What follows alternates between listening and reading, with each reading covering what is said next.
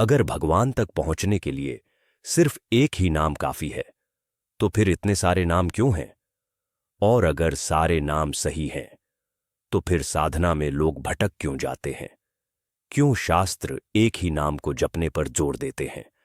नमस्कार भक्तों, आज का यह वीडियो सिर्फ सुनने के लिए नहीं है, यह अपने भीतर झांकने के लिए है, क्योंकि आज हम उस सवाल पर बात करने वाले हैं जो हर साधक के मन में कभी न कभी उठता है। क्या सिर्फ एक नाम जपना चाहिए या कई सारे? कोई कहता है राम नाम ही सत्य है, कोई कहता है शिव नाम के बिना मुक्ति नहीं, और कोई कहता है कृष्ण नाम के बिना प्रेम अधूरा है। तो फिर सच क्या है? आज मैं आपको शास्त्र नहीं सुनाऊंगा, उपदेश नहीं दूंगा। आज मैं आपको एक साधक की कहानी सुनाऊंगा जिसने सारे नाम जपे, लेकिन शांति तभी मिली जब उसने एक नाम पकड़ लिया। यह कोई तर्क नहीं है, यह हृदय की कथा है। वीडियो के अंत तक आपको खुद पता चल जाएगा क्यों एक नाम ही जीवन बदल देता है। इसीलिए वीडियो को अंत तक जरूर देखिए, क्योंकि अंतिम पंक्तियां सीधे हृदय को छूती है। प्राचीन काल की बात है। एक घने जंगल के एकांत में एक युवा साधक निवास करता था। उसके हृदय में ईश्वर के प्रति गहरी आस्था थी, पर उसी हृदय में अशांति की लहरें भी उठती रहती थीं। वह सत्य की खोज में जहां जहां गया, वहां वहां उसे नए नए उपदेश मिले, नए नए मार्ग बताए गए। किसी आश्रम में गया तो कहा गया राम नाम ही सबसे श्रेष्ठ है, इसी से जीवन का उद्धार होता है। दूसरे आश्रम पर पहुंचा तो सुना नारायण नाम के बिना मुक्ति असंभव है। आगे बढ़ा तो मार्ग में योगी मिले, बोले ओम नमः शिवाय ही महामंत्र है। और जब वह वैष्णव संतों के सान्निध्य में पहुंचा तो उन्होंने कहा कृष्ण नाम के बिना प्रेम अधूरा है।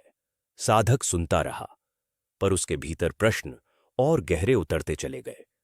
उसने सोचा यदि ईश्वर एक है तो उसके नाम इतने क्यों, और यदि नाम इतने हैं तो मैं किसे पकड़ूं? साधक ने निर्णय लिया, मैं किसी को नाराज नहीं करूंगा, मैं सभी नाम जपूंगा। अब उसका नियम बन गया, सुबह उठकर राम नाम, थोड़ी देर बाद ओम नमः शिवाय, फिर हरे कृष्ण, रात में नारायण नारायण। नाम बहुत थे, पर मन कहीं ठहरता नहीं था। जैसे कोई व्यक्ति हर दीपक में तेल की कुछ बूंद डाल दे तो कोई दीपक पूरा जल नहीं पाता। कुछ महीनों बाद साधक को लगा उसका जप चल रहा है, किंतु भीतर गहराई नहीं आ रही। एक दिन वह एक वृद्ध गुरु के चरणों में पहुंचा। उसने कहा गुरुदेव, अगर एक नाम से ही ईश्वर मिल जाते हैं तो शास्त्रों में हजारों नाम क्यों दिए गए हैं? गुरुजी मुस्कुराए। उन्होंने तालाब में खिले एक कमल के पुष्प की ओर संकेत किया और बोले इस पुष्प को देखो, कोई इसे कमल कहता है, कोई पद्म, कोई सरोज। इसके नाम अलग अलग हैं, पर पुष्प एक ही है। फिर गुरुजी ने कहा ईश्वर निराकार, असीम और अनंत है।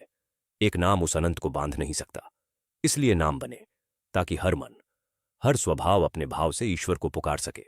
साधक ने फिर कहा गुरुदेव, अगर सारे नाम सही हैं तो साधना में लोग भटक क्यों जाते हैं? गुरुजी शांत रहे। उन्होंने कुछ नहीं कहा, बस साधक को लेकर नदी किनारे पहुंचे।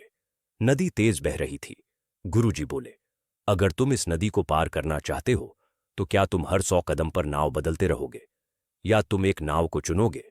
साधक बोला एक ही नाव चुनूंगा, नहीं तो बीच धारा में ही फंस जाऊंगा। गुरु मुस्कुराते हुए बोले वत्स, ईश्वर तक पहुंचना नदी पार करने जैसा है। नाव बदलते रहने से यात्रा लंबी होती है, गहरी नहीं। बस यही साधना का रहस्य है।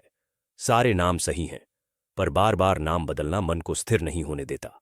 मन स्वभाव से चंचल है। आज वह राम में लगेगा, कल शिव में, परसों कृष्ण में। हर नाम के साथ भाव बदलता है, लय बदलती है, और मन हर बार शुरू से भटकता है। अनेक नामों का सम्मान करना चाहिए, लेकिन एक नाम में अपने प्राण डाल देना ही सच्ची साधना है। गुरुजी ने साधक से पूछा तेरे हृदय से कौन सा नाम स्वतः निकलता है जब तू दुख में होता है? साधक की आंखें भर आईं, उसके होंठ कांपे और स्वतः निकल पड़ा राम। गुरुजी बोले बस यही तेरा मार्ग है। उस दिन के बाद साधक ने सभी नामों का अपमान नहीं किया, पर साधना केवल एक नाम की करने लगा। धीरे धीरे उसका मन स्थिर होने लगा। अब वह नाम का जप नहीं कर रहा था, अब नाम उसके भीतर जप रहा था। कई वर्षों बाद एक दिन साधक बोला, गुरुदेव, अब मुझे हर नाम में वही एक नाम दिखाई देता है। गुरुजी ने उत्तर दिया, जब नाम एक हो जाता है तब रूप अनेक हो जाते हैं, और जब रूप मिट जाते हैं तब केवल अनुभूति बचती है। ईश्वर एक है, किंतु उसके नाम अनेक हैं। इसलिए शास्त्र भी एक नाम पर जोर देते हैं ताकि साधक भटके नहीं। नाम बदलना आसान हो सकता है, लेकिन नाम में टिक जाना भक्ति है, क्योंकि नाम अनेक हैं पर साधना एक से पूर्ण होती है। यदि यह कथा आपके मन को छू गई हो तो एक क्षण रुकिए, अपने भीतर झांकिए और पूछिए, कठिन समय में आपके मन में सबसे पहले कौन सा नाम आता है? बस उसी नाम को थाम लीजिए, उसी में टिक जाइए, क्योंकि नाम वही नहीं जो बोला जाए, नाम वही है जो विपत्ति में अपने आप निकल आए। उम्मीद है यह प्रेरणादायक आध्यात्मिक प्रसंग आपके हृदय को छू गया होगा। तो कृपया इस वीडियो को लाइक करें, अपने प्रियजनों के साथ शेयर करें, और ऐसे ही दिव्य प्रसंगों के लिए हमारे चैनल को सब्सक्राइब करना न भूलें। हम फिर मिलेंगे अगले वीडियो में एक और आध्यात्मिक प्रसंग के साथ। तब तक के लिए अपने मन में राम को बसाइए और हर श्वास के साथ कहते रहिए, राम राम राम।